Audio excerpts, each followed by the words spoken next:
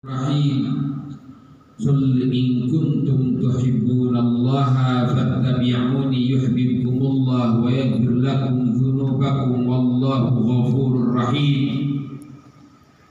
Allahumma salli wa sallim ala sayyidina Muhammadin al-fatih lima ukhliqa al-khatim lima sabaqa nasiril haqqi bil haqqi wal hadi ila siratikal mustaqim wa ala alihi wa sahbihi haqqa qadrihi wa miqdarihi al-azim. Allahumma ja'al mahabbata Muhammadin kama ja'alta Yusufa fi qalbi Zulaikha li sa'adati uqulihim wa la bi nuriha bi qalbin salim. Amma ba'd. Ayyuhal fudala wal kurama wal nujaba wal ahibba, segenap jamaah kegiatan pengajian kuliah subuh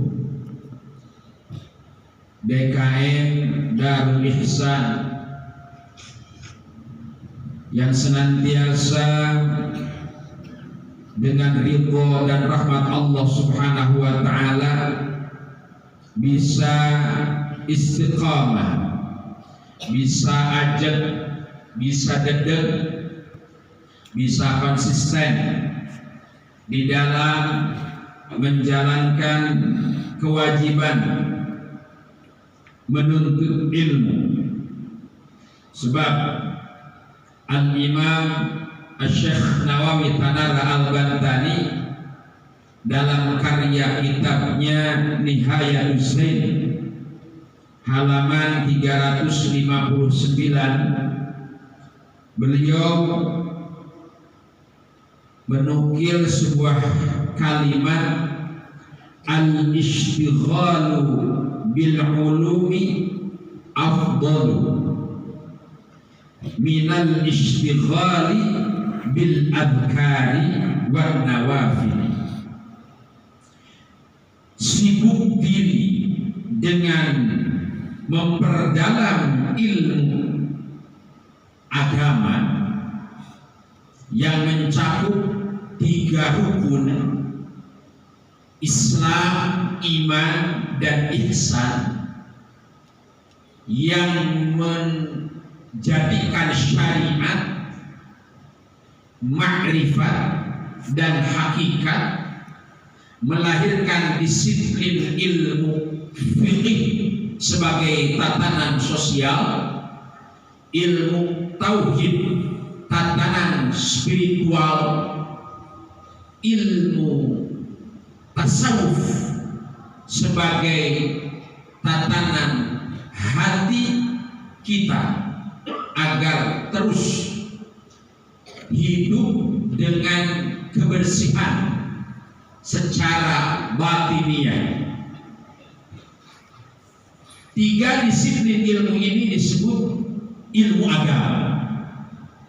Jadi kalau belajar ilmu agama maka harus 3 disiplin ilmunya: fikih, tauhid, tasawuf.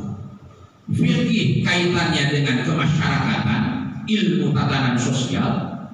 Tauhid berkaitan antara hablum minallah, tatanan spiritual kita dengan hubungan vertikal sang Khalik. Kemudian tasawuf, disiplin ilmu tasawuf, ilmu yang menata hati agar hablum minallah, hablum minannas, vertikal dan horizontal menjadi benar secara keilmuan yang diatur oleh agama. Jadi kalau ada orang belajar ilmu agama tapi kok tasawuf, tidak bisa, dia kurang 2. Atau hanya tauhid, tidak, juga kurang 2. Atau hanya fikih, juga nggak bisa, karena agama mencakup syariat, kemudian ma'rifat dan hakikat yang disebut Islam, iman, ihsan. Yang ketiga ini mempola thariqah. Jadi yang disebut dengan ahlul thariqah, mereka yang berpegang dengan syariatnya, Ma'rifatnya, hakikatnya, fikihnya, tauhidnya, tasawufnya. Nama ahli thariqah, orang yang punya jalan. Kalau bilang saya ahli thariqah, tapi orang genah, orang gelem, makan misu-misu belajar fikih, nusu-nusu belajar tauhid, ya. Kemudian jengah, bosan belajar tasawuf, nggak bisa, harus 3. Pakai peci saja, nggak sarungan, nggak repot. Pakai sarung saja, nggak pakai baju, juga nggak sempurna. Maka harus tampil sesuai, seiring, sejalan 3 itu.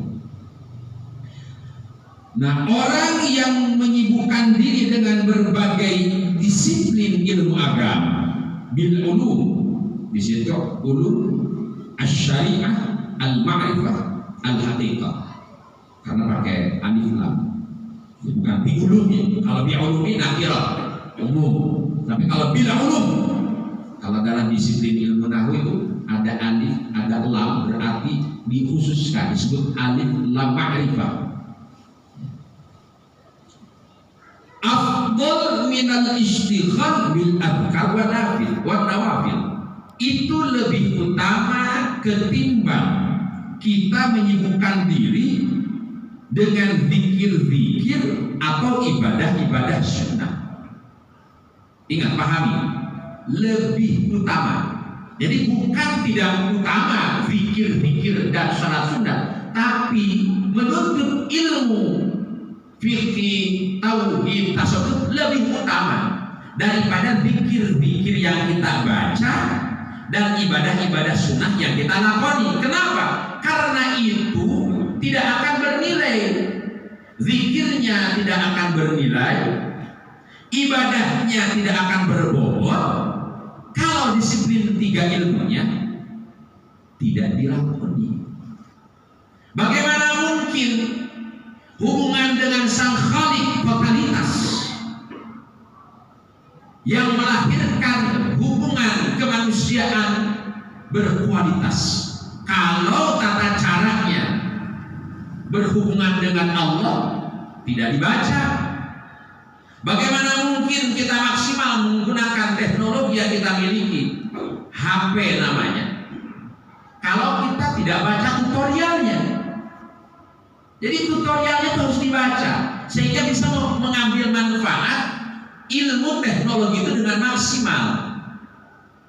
Ini AC, kan kita baca tutorialnya. Kalau kita tidak baca tutorialnya, taunya pokoknya nyalakan saja. Tapi kok nggak dingin, pasang AC nggak adem. Yang repot, yang salah ini antara 2, yang mengoperasikan AC atau mesin AC. Tapi kalau kita paham tutorialnya, bisa di cross-check. Sama, kita juga beragama. Oh, ini beragama gerah, jengah, nggak betah. Pasti tutorial beragamanya tidak maksimal dibaca. Mana pandomnya? Secara umum Al-Quran. Tapi Al-Quran ditafsirkan dengan Al-Hadis. Al-Hadis ditafsirkan lagi dengan Al-Ijma. Al-Ijma ditafsirkan lagi dengan Al-Qiyas. Baru bisa diserap secara maksimal. Quran saja terbatas kita ini. Hadis saja juga terbatas pemahaman kita.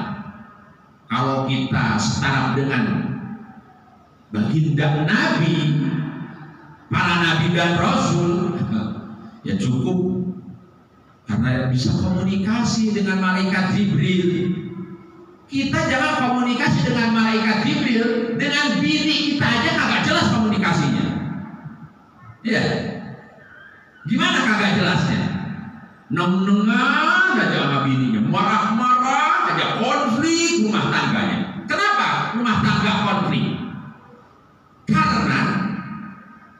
tidak maksimal komunikasi interaktif dalam rumah tangga. Tutorial ilmu rumah tangganya tidak dibaca. Akhirnya apa? Rumah tangga pengen baik, kok malah konflik, yang ada perilaku munafik. Nah ini kata Al-Syekh Nawawi Tanara Al-Bantani, sibuk menuntut ilmu agama, fikih, tauhid, dan tasawuf itu lebih utama ketimbang kita sibuk zikir-zikir dan ibadah-ibadah sunnah. Walau kana minal awam, sekalipun orang yang hadir di majelis ilmu itu dia awalnya tidak paham, sekalipun tidak paham, fahuduratu mujalisil ilmi afdalu minal istighali wal awrad. Maka hadir di majelis ilmu itu lebih utama ketimbang kita tadi zikir-zikir dan membaca aurat. Bukan tidak boleh, awas, salah lagi nanti pemahamannya. Nanti ini kadang-kadang nggak penting itu wirid. Nah ini juga repot lagi ini gini ya begonya kelewat ini. Jadi bukan tidak boleh, ada yang menerjemahkannya begitu. Jadi nggak penting baca wirid, sholat sunat, zikir itu nggak penting. Bukan nggak penting, kalimatnya lebih utama. Berarti punya keutamaan zikir itu, tapi zikir itu akan maksimal manfaatnya kalau paham ilmunya. Kita beli obat, tahu ini adalah obat sakit gigi, ini adalah obat sakit kepala, ini obat remati. Tapi kan kalau tahu jelas tutorial apa namanya itu komposisinya, maka kita akan lebih waspada dan hati-hati, dan juga tahu manfaatnya secara maksimal juga begitu. Sama, aurat ibarat obat. Ya, obat kalau kita tidak tahu komposisinya, aturan minumnya, yang ada minum obat malah sakit. Maka pentingnya mursyid, muallim, guru.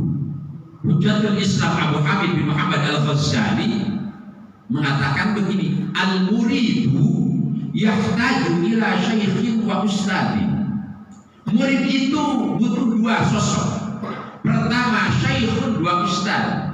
Loh, apa bedanya syaikhun wa ustad? Kalau Imam Ghazali itu syaikhun di dalam urusan tasawuf, kalau ustad di dalam urusan ilmu fikih. Walaupun secara umum beliau itu adalah mursyid, ahli fikih mursyid, ahli tasawuf mursyid, ahli ma'rifat mursyid, orang yang membimbing. Artinya bahwa dalam kehidupan kita harus ada orang yang paham dengan ilmu tasawuf, dengan ilmu fikih, dengan ilmu tauhid. Untuk apa? Lihat tadiya bihi, sehingga ada yang membimbing, ada yang megang. Kalau ta'limul muta'allim mengatakan inna tabiba wal mu'allima yarsahani lahuma yarsahani. Kalau ta'limul muta'allim Syekh Zanuddin mengatakan inna tabiba wal innal mu'allima wa tabiba ilahuma yarsahani.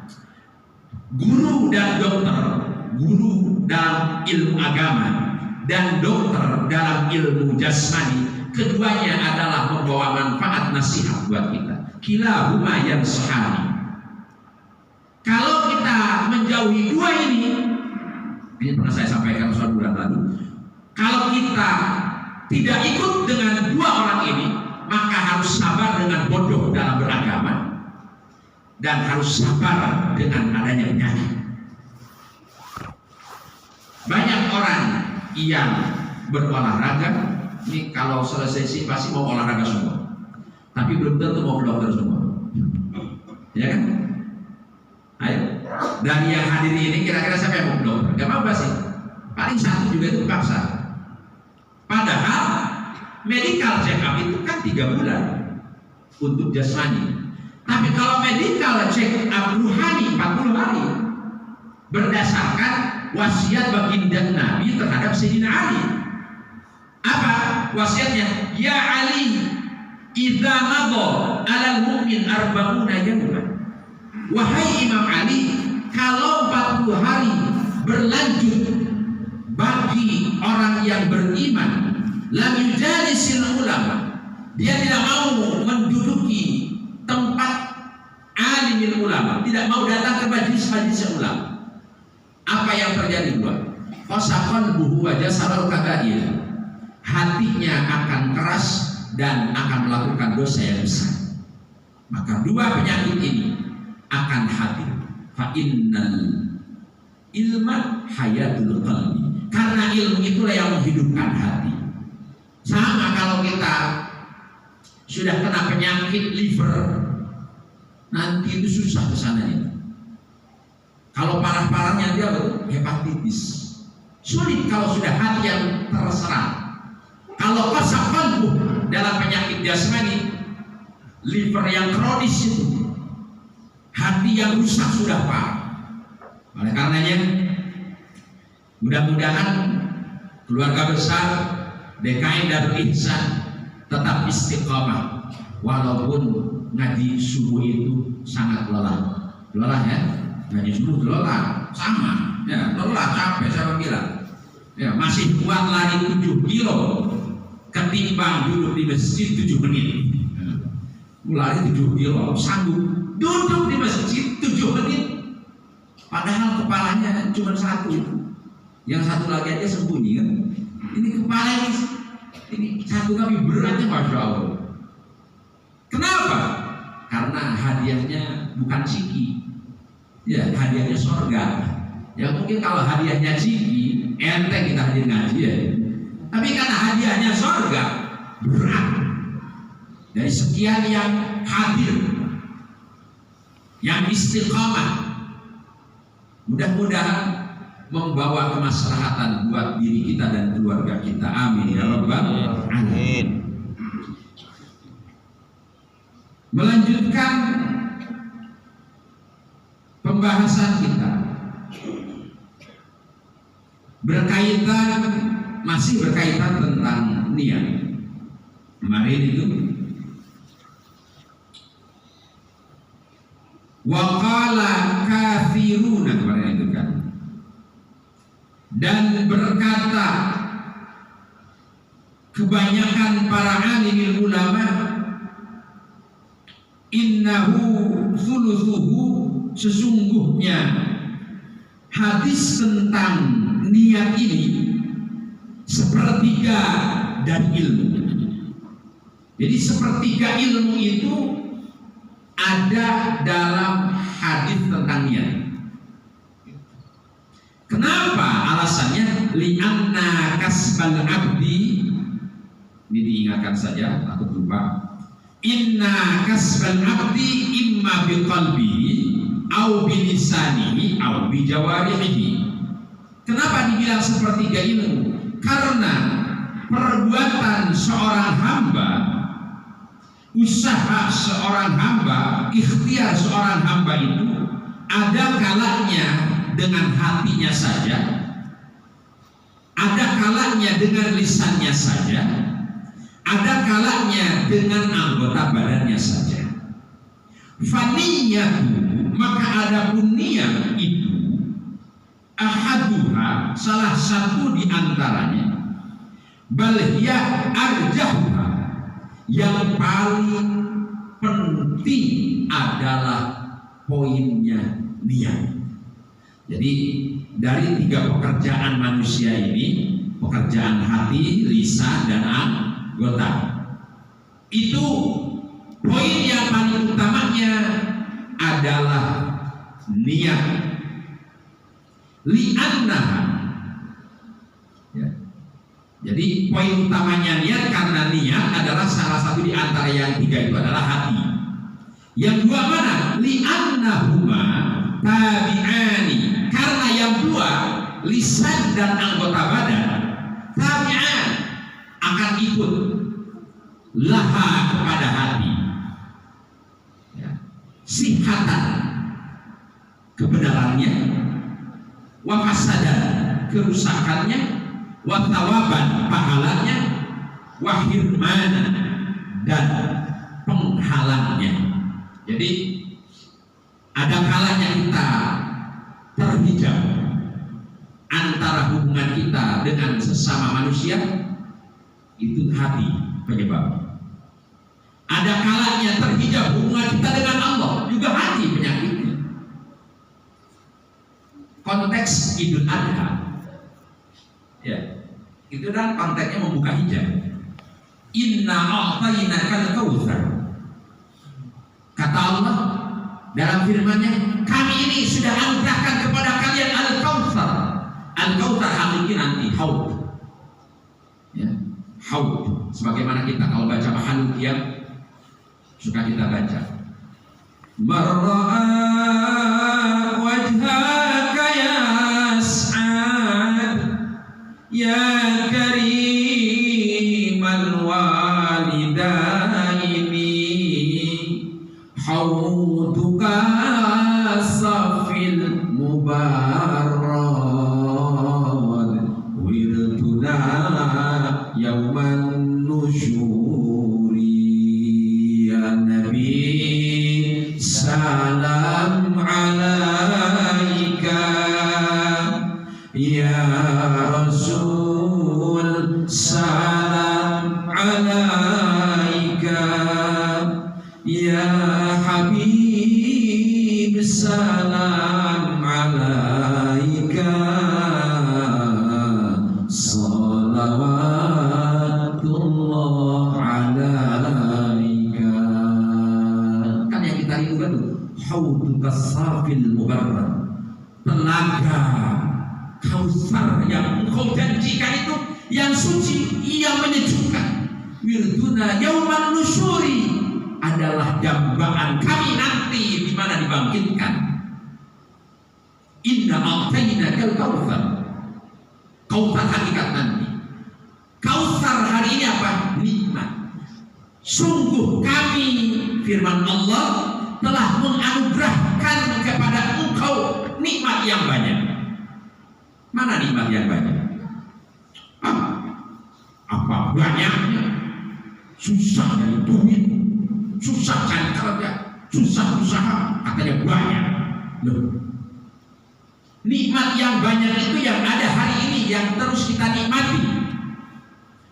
Akeh duit, banyak duit, punya pekerjaan tapi kagak napas. Apa manfaatnya? Nah, bangke. Iya. Gak ada manfaatnya. Nafas ini adalah nikmat yang paling banyak kita serap. Kalau nggak ada nafasnya, lagi mana? Gak enak. Anggota badan ini adalah nikmat. Jutaan syaraf adalah nikmat. Kalau satu saja, satu saraf kejepit deh. Itu satu saraf kejepit saja ongkosnya berapa? Ya, ada yang pernah? Ada? Istri saya 2022 kena saraf kejepit. Ongkosnya berapa? 150. Ya, habis 150. Untuk satu saraf saja. Ya Allah, dimasukin lubangnya aja kecil, sebesar lidi. Endoskopi invasi. Itu satu, betapa besarnya nikmat Allah. Ternyata harta yang kita simpan ratusan juta untuk satu saraf itu saja tidak bisa dibandingkan. Lebih baik saraf ini berfungsi ketimbang duit ada saraf kagak berfungsi. Berarti kan enggak. Ya, kita punya duit banyak, saraf itu nggak bisa nggak bisa emang ngendus. Coba repot itu. Wow, sampai obat ke sana ke sini. Saraf mata kecil. Ini jutaan saraf adalah nikmat. Inna a'tainakal kautsar. Untuk menjaga al-kautsar ini, nikmat yang besar ini yang dianugerahkan kita hidup di alam semesta binuri Sayyidina Muhammad sallallahu alaihi wasallam. Fasalli sholat dong. Sholat sing benar, sujudnya sing rapi, aja ke susu, jangan rusuh, aja misu-misu sujudnya, rukunya sing tentrem. Maka dalam sholat ilmu fikih ada istilah tumanina. Apa maknanya? Sholat itu kudu tenang, jangan merasa rusuh. Berarti apa? Ketenangan itu bisa didapat kalau sholatnya beres. Syekh Muhammad bin Ali Al-Maliki di situ dalam kitab Anwarul Bahiyah, jika tidak salah, inna salata a'zamu min a'malil Islam. Sholat adalah pekerjaan yang paling utama untuk orang yang mengaku Islam. Jadi inna salata a'zamu min a'malil Islam. Pekerjaan orang Islam yang paling agung adalah salat. Man hafadhaha, man hafadha 'alaiha, barang siapa yang menjaga salatnya, merawat salatnya dengan ilmu fikih itu, dengan ilmu tauhid itu, dengan ilmu tasawuf itu. Salat perlu tiga-tiganya. Fikihnya, tauhidnya, tasawufnya. Karena Imam Syafi'i adalah ahli dalam tiga ini. Jadi ketika belajar ilmu fikih berkaitan dengan tauhid dan tasawuf. Ketika belajar tasawuf berkaitan dengan tauhid dan fikih. Gak mungkin itu. Kalau ada orang belajar tasawuf tapi gak kenal tauhidnya, gak kenal fikihnya, ada salah dalam baca ilmu tasawuf itu. Karena Imam Syafi'i, Imam Hanafi, Imam Malik, Imam Hambali, Imam Ghazali yang dikenal dengan ilmu tasawuf, ahli fikih juga, ahli tauhid juga. Imam Junaid Al-Baghdadi juga ahli tasawuf, ahli fikih juga, ahli tauhid juga. Imam Syafi'i, Hanafi, Maliki, Hambali dikenal dengan ilmu fikih, beliau juga ahli tasawuf dan ahli tauhid. Gak bisa dipisah. Nah, man hafadhu 'alaiha, orang yang menjaga sholatnya, sa'ida wa rabiha. Jadi kalau mau senang, pengen dapat untung, sing rapih aja sholatnya, sing genah tumaninah sholatnya. Maka dalam sholat ada tumaninah, kudu tenang. Ketika kita kagak tenang dalam kehidupan, kenapa? Urusan kagak tuntas, hasilnya kagak berkualitas, sholatnya tidak totalitas. Sholatnya tidak totalitas. Allah, ini kan bentuk kepasrahan. Ya, kita menghadapkan kiblat. Raf'ul yadaini itu, hadwal mankibain itu nahwal kiblat. Dihadapkan ke kiblat. Allah. Kemudian duna tafriq, tidak direnggangkan sunnahnya. Boleh begini, boleh begini juga boleh. Salat takbir ini Allah boleh, tapi apa? Kagak enak dilihatnya juga. Ya, kita nggak halo begini, halo ketemu teman kita, Pak, gimana Pak? Baik Pak. Ajak ribut namanya, ajak ribut. Bukan nggak boleh, boleh saja. Tapi ulama fikih mengatur raf'ul yadain hadwal mankibain itu ala udunain. Itu pertama nahwal kiblat, menghadap ke kiblat, kemudian duna tafriq, asabinya duna tafriq, jari-jarinya itu tidak direnggangkan begitu. Allahu akbar. Menandakan apa sih? Mengagungkan Allah yang maha besar, bentuk kepasrahan dengan segala ketentuan. Nah, kita sudah mengaku Allah maha besar, kemudian kenapa ketika ada orang tidak membesarkan kita, kita marah-marah, katanya Allah maha besar. Ketika teman kita menghargai kita, katanya Allah maha besar, tapi kenapa bisu-bisu, marah-marah, nengengan, ribut, berantem? Kenapa? Gua kagak dihargai. Loh, Allahu Akbar, Allah yang maha besar.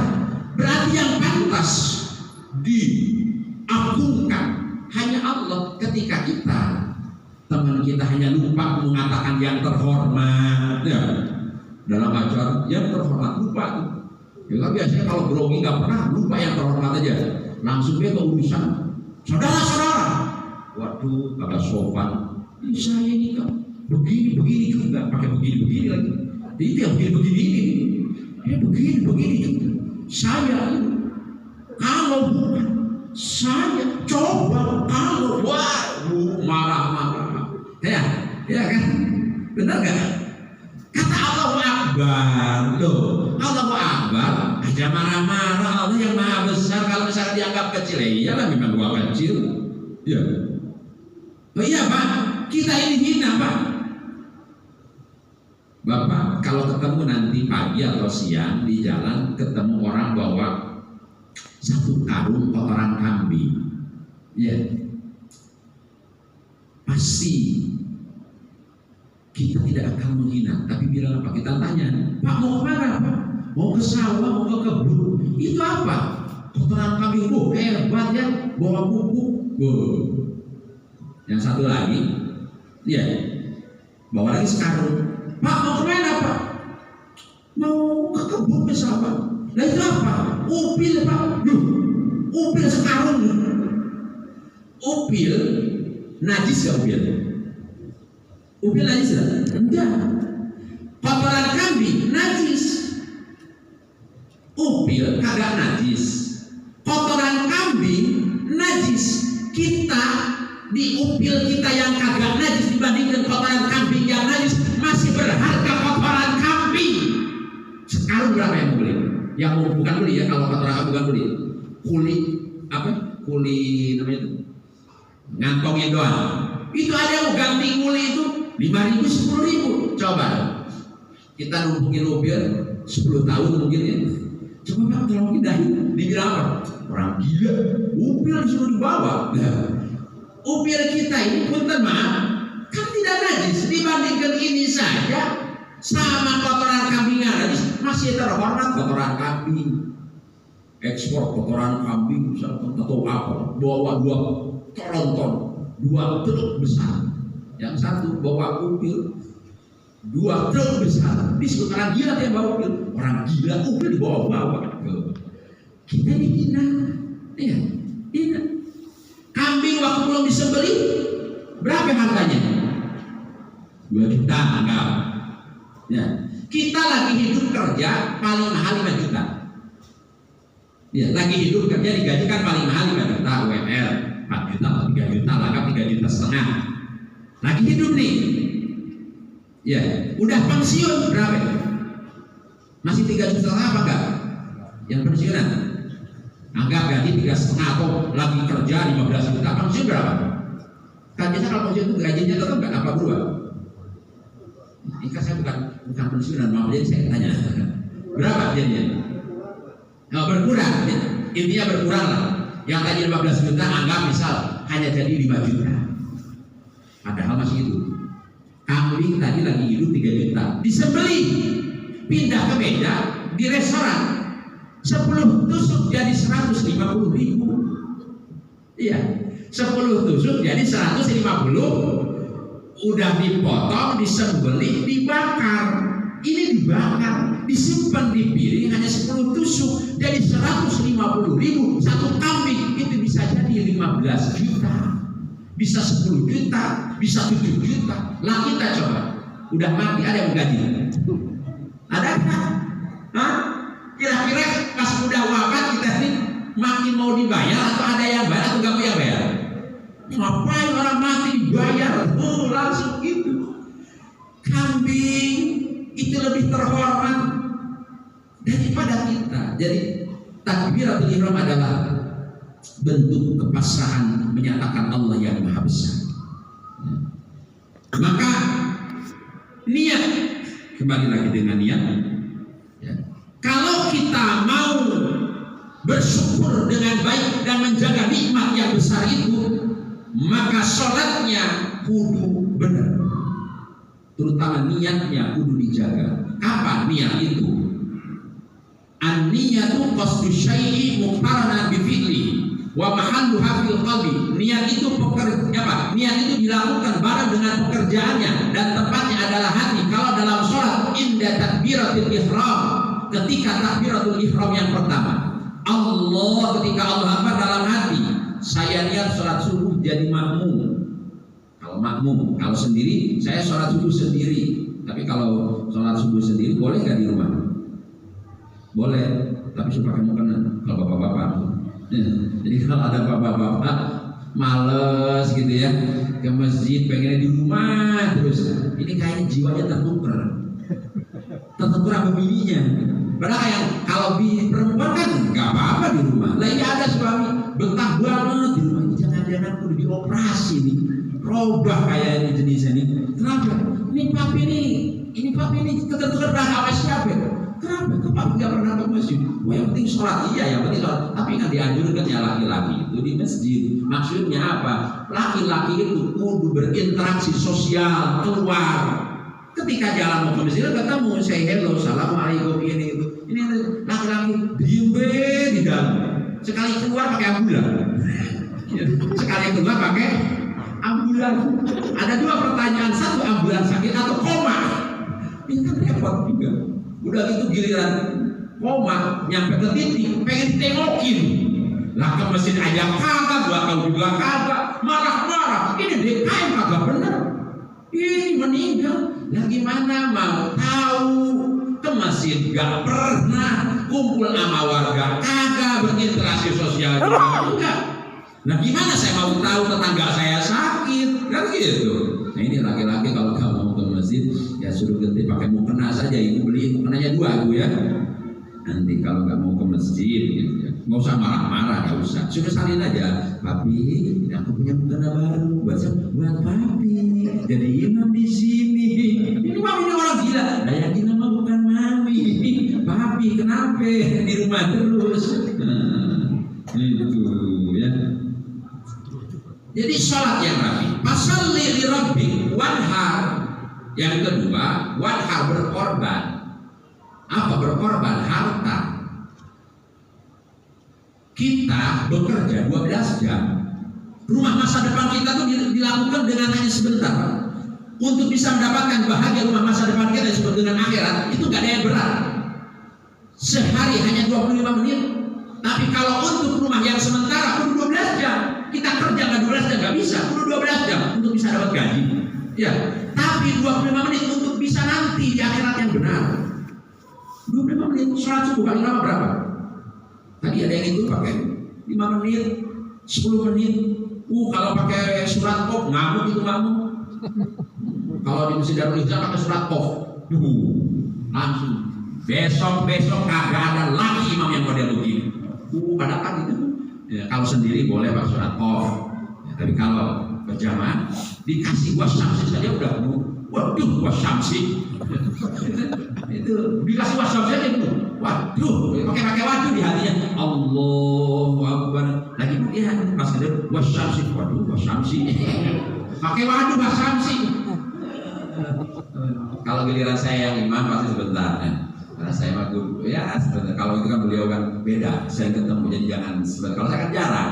Nah, kalau saya keseringan ini pasti saya juga dilamakan. Jadi jarang kan. Ini juga 25 menit untuk kehidupan sementara kita bayar cicilan berapa? Rata-rata anggap 1 juta. Kita punya cicilan rata-rata 1 juta misal untuk kehidupan sementara. Rumah kita ini yang sementara cicilannya 1 juta, 2 juta, 3 juta. Rumah masa depan cicilannya cuma 2,5%. Itu pun gak tiap hari, gak tiap tahun, gak tiap bulan. Pajak kan tiap bulan, tiap tahun. Ya, tapi zakat 2,5%. Jadi untuk rumah masa depan tuh gak berat. Kurban kambing seumur hidup, Pak. Kalau hidup sekali, seumur hidup sekali. Jadi jangan sampai seumur hidup kita gak pernah kurban kambing. Itu pun sekalinya kurban cucunya kambing. Cucu kambing dia sekalinya kurban. Jadi minimalnya seorang mukmin, seorang muslim berkurban itu seumur hidup sekali. Saking susahnya berarti orang. Saking susahnya udah pakai merem, mejen. Tapi nggak mungkin. Handphone hari ini berapa rata-rata? Ada yang pakai per 100.000? Tidak ada. Kuotanya 100.000. Ya, handphonenya rata-rata 2,5 juta. Ganti handphone 5 tahun sekali. Kenapa korban nggak 5 tahun sekali saja? Nah, korban untuk menjaga kenikmatan yang besar itu, wanhar supaya nikmat yang besar ini terjaga seumur hidup sekali. Saya pengen kurban sapi harga 50 juta seumur hidup sekali, anggap hidup 50 tahun. Jadi 50 juta dibagi 50 tahun yaitu sekitar 72.000 hari. Jadi 50 juta dibagi 72.000 hari itu per hari nabung sapi 350 rupiah per hari. Murah apa mahal? Murah apa mahal? Murah, nabung sapi 350 rupiah sehari. Beli sapi yang 50 juta kapan? Entar 40-50 tahun ke depan. Hari ini bapak umur berapa? 50, jadi usia 100 tahun. Jadi usia 100 tahun ya, sekalian sama awal bapak ya. Ya. Jadi kurban sapi harga 50 juta sekaligus haul. Kok bisa? Ya nabungnya 50 tahun yang lalu baru lunas pas mati. Pas lunas pas innalillahi. Waduh, ini udah jam berapa? Udah masukin belum? Belum. Insya Allah mungkin ada yang mau bertanya. Kemarin ada aplikasi waktu untuk bertanya. Saya paling takut kalau ditanya. Kalau sama bini udah kaget saya kalau tanya bini. Aduh, itu saya kalau handphone ketinggalan, Pak. Kemudian balik ditanya kaget. Padahal cuma ditanya doang. Papa ini handphone tinggal. Alhamdulillah. Ini orang banyak dosa tuh takut terus. Kenapa kita takut mati? Ya karena banyak dosa. Kenapa kita takut pulang? Ya itu dosanya di handphone. Tinggalan. Oh, motor ketinggalan, oke. Mobil ketinggalan, nggak apa-apa. Dompet ketinggalan, nggak apa-apa. Handphone ketinggalan. Allahu Akbar. Innalillah wa inna ilaihi raji'un. Semuanya. Kenapa? Handphone. Hari ini ya Allah. Ada yang mau bertanya pada itu? Tidak ada. Oh, mau oke. Jangan yang susah-susah Pak. Semua mungkat akhir aja gampang menurut muka. Assalamualaikum warahmatullahi wabarakatuh. Waalaikumsalam. Mohon izin Pak Ustaz. Siap. Menyibukkan diri dalam Islam. Sebenarnya mungkin itu suatu konsep di mana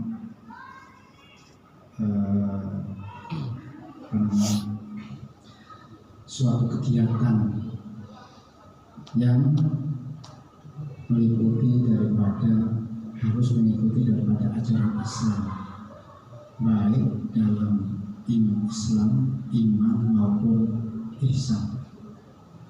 Kita tahu bahwa konsep ini juga merupakan suatu hal yang sangat luas.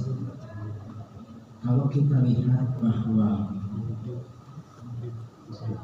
konsep daripada iman dan Islam itu sebenarnya juga merupakan dua aspek fundamental dalam kita ingin mencapai keberhasilan untuk berbuat kebaikan atau baik.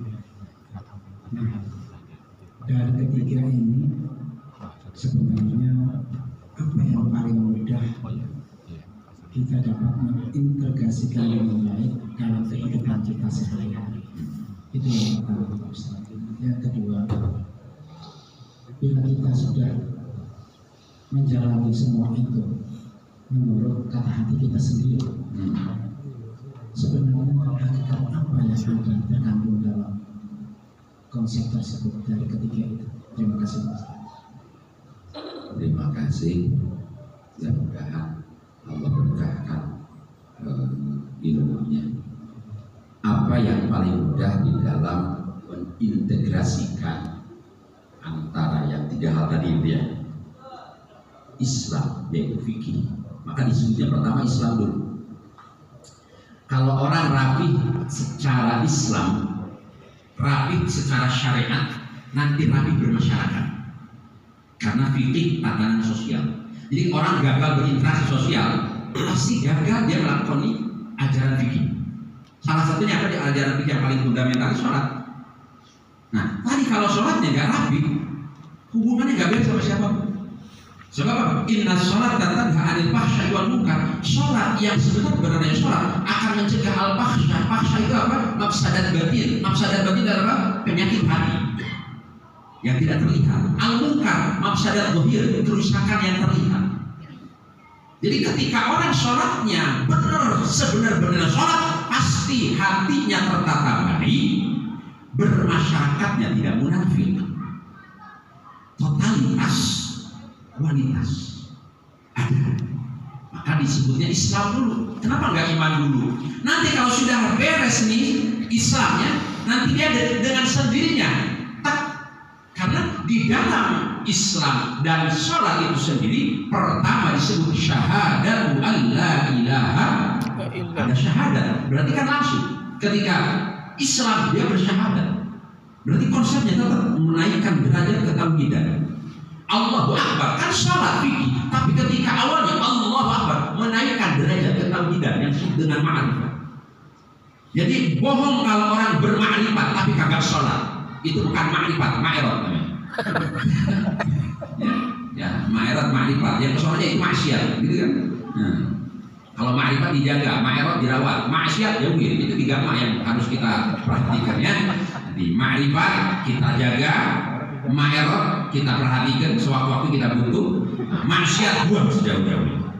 Jadi iman nanti naik dengan ihsan, itu dengan sendirinya. Jadi target utama kita adalah rapi saja sholatnya, rapi saja secara fikih. Jadi kalau ada yang memaknai begini, wah belajar ilmu fikih itu adalah ilmu pemecah belah. Wih, siapa lu baru datang sekarang? Ya. Imam Syafi'i, Imam Hanafi, Imam Maliki, Imam Hambali berbeda pendapat itu kagak pernah, Pak. Tetap duduk bareng-bareng lah, kita cuma beda sendal doang. Masuk pintu aja beda. Cuma gara-gara beda sendal. Imam Syafi'i, Imam Hanafi, Imam Maliki, Imam Hambali, 4 mazhab ini bukan berbeda, memberikan solusi atas perbedaan yang ada pada umat sehingga umat tidak tersesat dalam perbedaan itu. Nah kita kenapa ribut? Karena tidak totalitas memahami. Jadi imam yang 4 ini jangan dikira berantem, nggak pernah. Mana maksud kita mah paham fikih kagak berantem ya iya. Berantem aja terus. Ya. Jadi kayak model gini.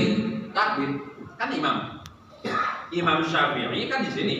Hanafi, Hambali begini. Kalau Maliki seperti ini. Jadi nggak usah diributkan. Oh begini. Oh berarti salah satunya mungkin satu Maliki atau dia kincok. Karena kita mungkin kalau ditanya bapak mazhabnya apa, saya Syafi'i. Oh bapak begini. Oh, sakit saya pak. Akan ada 2 kemungkinan kalau di kita. Kalau Maliki, Imam Maliki begini, Masjidil Haram ada yang begini.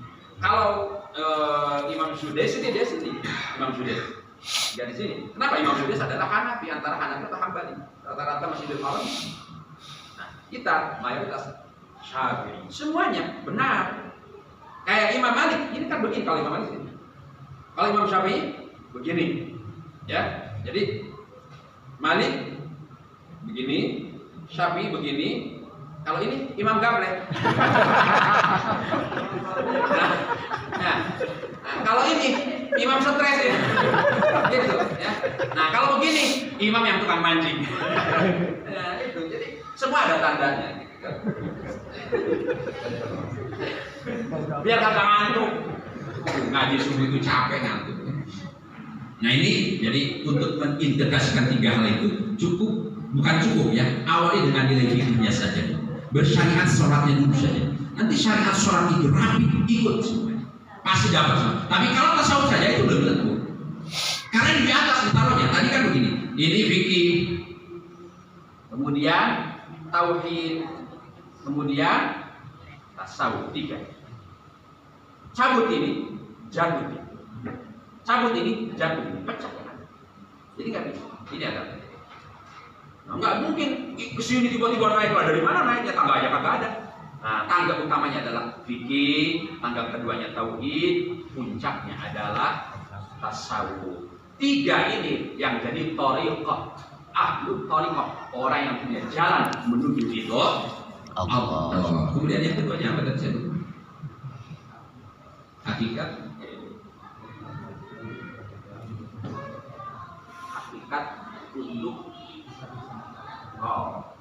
Hakikat untuk mencapai kebaikan.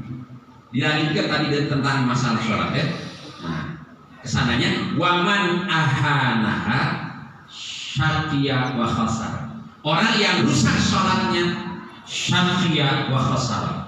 Hakikat kebaikan berarti kuncinya tetap ada pada salat yang 5 waktu. Orang yang sholat 5 waktu rapi pasti sholat sunatnya ikut. Ada orang rajin puasa sunat, itu belum tentu rajin Ramadan.